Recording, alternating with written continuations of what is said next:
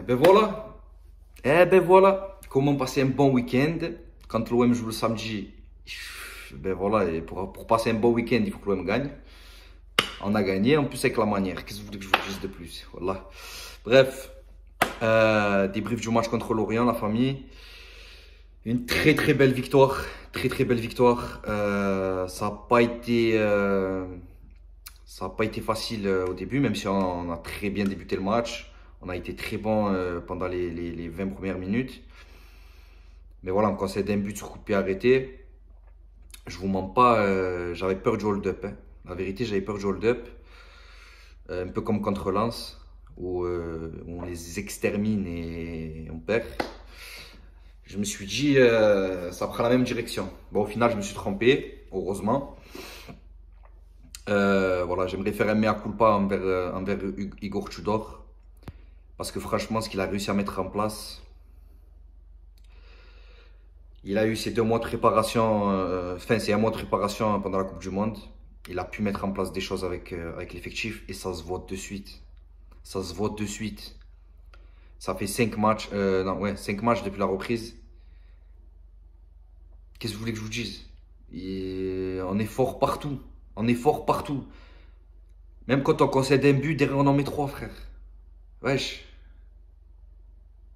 La vérité, et en plus de ça, on a 6 victoires d'affilée. Et sur les 6 victoires, tu as battu Monaco, tu as battu Lyon et tu as battu Lorient. Même si, bon, Lorient, c'est Lorient, mais ils sont dans le haut tableau, c'est pour ça que je dis Lorient. Donc, franchement, honnêtement, tu peux pas rêver mieux. Cette saison, tu as perdu en championnat, hormis Ligue des Champions, en championnat. Cette saison, tu as perdu Paris. Voilà, c'était litigieux, tu t'es fait voler, entre guillemets. C'est clair, tu t'es fait voler. Tu as perdu Ajaccio, une erreur de parcours, ça peut arriver. Et tu as perdu Lens, où, pareil, tu as dominé tout le match et tu as pris un but venu d'ailleurs, frère, de 45 mètres, où il frappe, elle tape la jambe de Balerdi, elle tape la barre, elle rentre.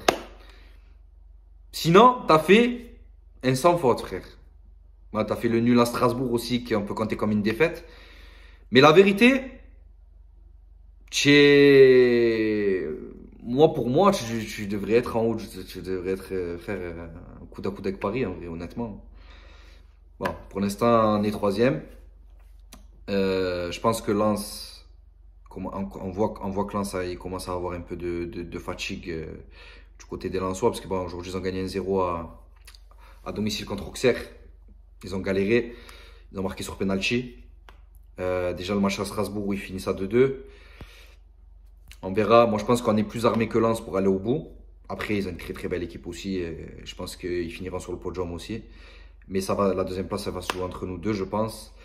Et je pense qu'on a un effectif plus étoffé que eux sur la durée. Pour parler du match, franchement bon, la compo c'était Paul Lopez, Balerdi, Gigot, Mbemba pardon. 2 pistons avec Under à droite et Kolasinac à gauche. Donc il n'a pas mis Caboret, il a mis Under. C'est bon à préciser. 2 milieux de terrain Verret Tourangier et devant Guendouzi, Sanchez et Malinowski. Mais on se rend compte que dans le match, Malinowski jouait plus au milieu de terrain. Il jouait pas forcément là où Tudor il attendait, il était plus en retrait et il jouait plus au milieu de terrain.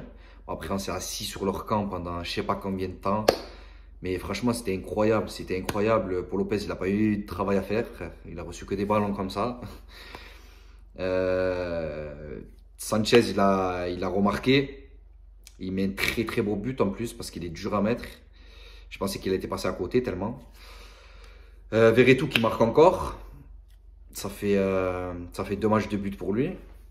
Donc, vous savez à quel point je ne l'aimais pas. Pareil que Tudor, les deux. Mais voilà, il faut remettre à César ce qui appartient à César. Et il fait une très très belle 2e partie de saison. Enfin, depuis la Coupe du Monde. Donc voilà, franchement, s'il continue comme ça, c'est magnifique. Under, fantastique. Donc mes tops, pour moi, c'est Under, Rongier, que je mettrai en top aussi parce que voilà, il est extraordinaire. Il est extraordinaire. C'est une machine à laver. Tu lui donnes de la merde, il te la rend belle. Et tu vois, tu lui donnes du caca. T'as eu du caca, tu lui donnes. Et il te le ramène, c'est un gâteau au chocolat, frère. Voilà, c'est une métaphore, elle est un peu chelou, mais la vie de ma mère, c'est ça. Honnêtement, Rongier, quand Daniel Riolo parle, alors oui, il aime pas Verratti, vous allez me dire, mais quand il parle pas pour rien. Même si, voilà, pour moi, il n'est pas meilleur que Verratti, c'est pas vrai. Je vais pas dire qu'il est meilleur que Verratti, mais voilà, ils sont pas. Frère, il y a pas ça. Il y a pas un fossé qui les sépare, tu vois. Donc, franchement, Rongier, depuis la reprise, là, c'est extraordinaire. Gendouzi qui a réussi à. Ah, bon, on le savait, hein, mais techniquement, il a réussi à se mettre au niveau des autres. Et franchement, ça augure que du bon pour la suite.